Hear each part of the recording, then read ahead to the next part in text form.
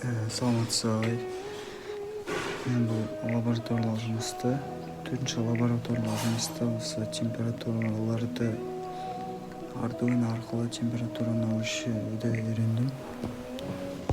Айта кететін болсам, мұнда менде плата градустың температураны өлшейтін құралдар және кабельдер және Arduino кабель.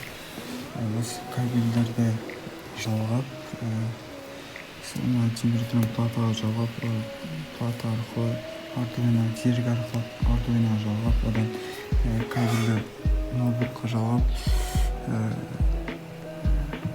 SDHC библиотекасын қолдандым, кітапханасын қолдандым. Осында мен деген осы код арқылы қазір результатын шығарамын.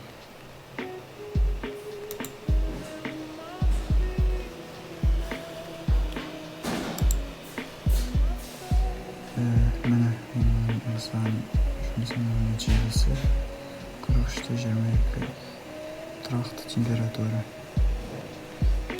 Оған қазір спичкамен етіп жағатын болсам, ол басқа температураны көрсететін болады, бірақ қазір ол болмай тұр.